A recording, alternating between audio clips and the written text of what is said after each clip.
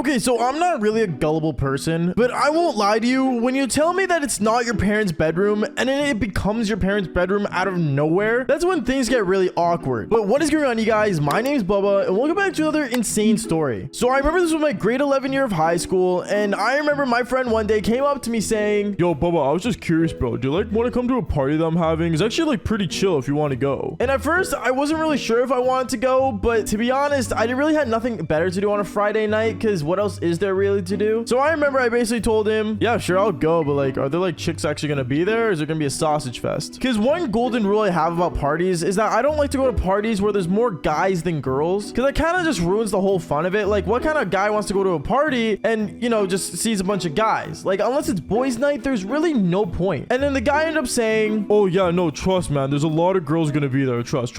And I said, "All right, bro." And then afterwards, I remember 2 days later, I ended up going to the party. So I remember it was Friday night, and I got there, and I ended up showing up with my Toyota Celica, the blue car that I had that I love very much. And I remember when I parked my car and I got out of it, I instantly saw there was actually already some girls outside of the house. I ended up walking towards the house, and I kind of look at them and just knock on the door, and I'm like, "What are you guys waiting out here for?" I remember all three girls looked at me, and there was one girl with blue eyes and blonde hair that just kept staring at me nonstop. But at the same time, she had a lot of cleavage out, so I'm gonna be brutally honest, I was mostly looking at her cherries. Not really mature of me, but at the same time, I am a guy, so like, I hate to break it to you, it's kind of like common sense here. And then I remember basically my friend ends up opening the door saying, "Oh, yo, Bubba, you brought 3 chicks with you. That's fire, bro." And I'm like, "What? What do you mean that's fire? Why, what do you mean?" And then afterwards, we end up going to the party, and it was literally a sausage fest. And since I walked in with like 3 different girls, a lot of people at the party, which was like basically all the guys at this point, looked at me and basically were talking to me as if I was a hotshot. Now, obviously, right away, I got my pick of the lot, which was 3 girls. And I ended up talking to the girl that was staring me down the entire time, which was the girl with like, you know, blonde hair and blue eyes with the big cherries. And basically, I was talking to her the entire night, but I decided not to drink because obviously I was definitely going to leave the party and not be there anymore. So that was what my original plan was. I was basically talking to her, flirting with her, and then afterwards, I remember she ended up getting wasted. So me being such a nice guy, I ended up telling her, "Hey, like, how are you getting home?" She ended up saying, "Oh, like, my friends were like gonna drive me, but like, I think they're gonna crash here, so I think I might crash here." I ended up looking at her, and I can tell she did not look like, you know, healthy to be like basically staying at my buddy's place. And I'm gonna be for real here, there's like 7 different dudes that are gonna be sleeping there as well. Like, where are these girls really gonna sleep? So I remember telling her, "Hey, like, if you want, like, I can drive you home. I haven't drank like one bit, and like, honestly, like, I was planning on dipping, but like, if you want, I could just drive you and your friends home." She ended up looking at me with her wide eyes open, and I remember her blue eyes were charming at me like insanely. And she literally said, "Oh my god, you would like seriously do that? Like, I saw your car coming in. You drive a Celica, right?" "Wait, you know my car?" is what I said, because honestly, no girl ever knew what my car was, and running into car girls is actually very rare in this day and age. So I remember I told her, "Yeah, I drive the Toyota Celica. I didn't know you knew the car." She ended up looking at me and saying, "Oh yeah, like, my dad used to have one a while back. I don't know, it's just something cool, but I like your car a lot. Yeah, sure, I'd love to go on a ride with you." And right as she said go on a ride with you, I was so confused, because I was like, "I'm driving you home. I'm not taking you for a ride." I don't know, but basically one thing led to another, and her friends ended up staying there hooking up with guys while I ended up driving this girl home. I remember we ended up getting my car, and basically I was driving her home, and literally as I was driving her home, I remember she ended up telling me, "Hey, like, I don't know if you like want to come in, like, you can like come inside after like and go to like back to my place." I'm not gonna lie, she was wasted. And one golden rule I have is that when a girl's wasted, don't do anything to her. Like, generally don't. Like, I'm sorry, like, I get it, like, you know, she's inviting me and like, you know, she's giving full consent to go to her place and do the devil's tango. But at the same time, you gotta understand that in this day and age, like, you never know what's gonna happen. And maybe, you know, she was just talking because the alcohol was talking. You know, I just didn't want to risk anything. So I ended up telling her, "Hey, here's my number. If you really want to hang out and like, you know, hook up one time, just call that number. I'll be there." You know, acting like I was some sketchy, you know, ultra, like, you know, devil, basically. And then she ended up saying, "Oh,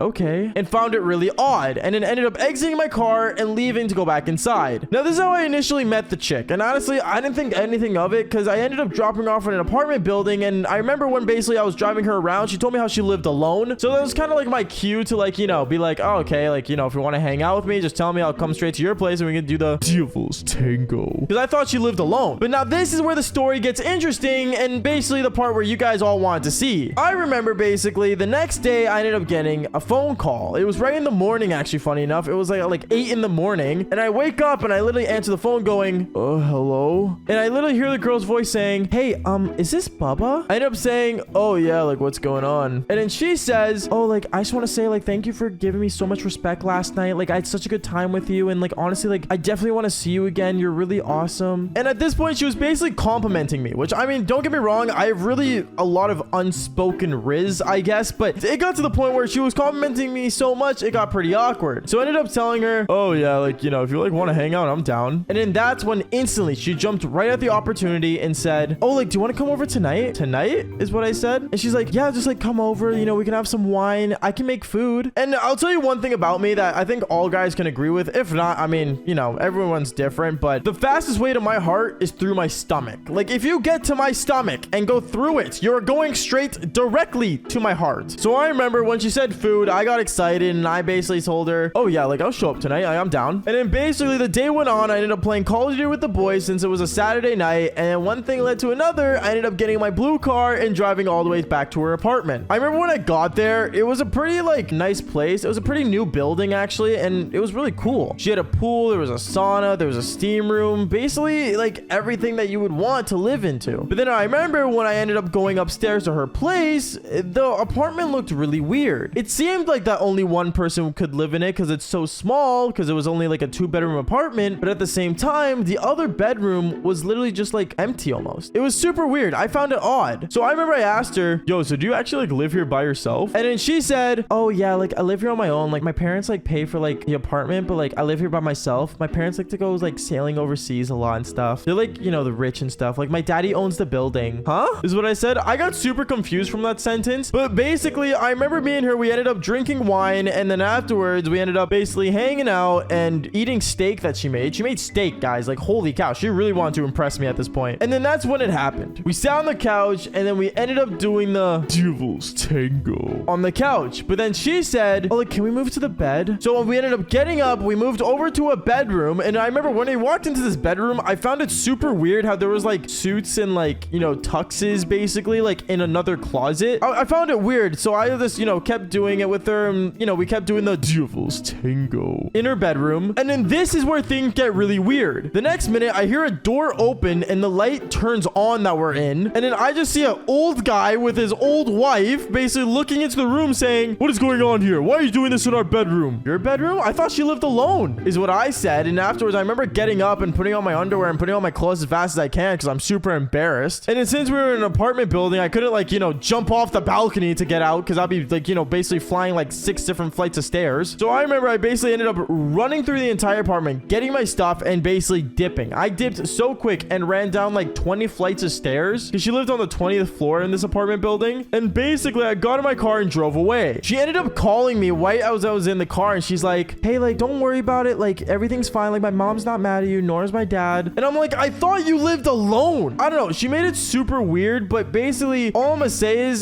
that things did not get better. And yeah, let's just say her dad hated me ever since. And honestly, I don't know. I ended up just blocking her number and just never talking to her again. Because what kind of girl lies about living alone? Like, I'm serious. Like, why, bro? Anyways, guys, that's basically for today's story. Make sure to do leave a like and subscribe to the channel if you haven't already. And like I always say, just follow for more embarrassing stories. All right, peace out, guys.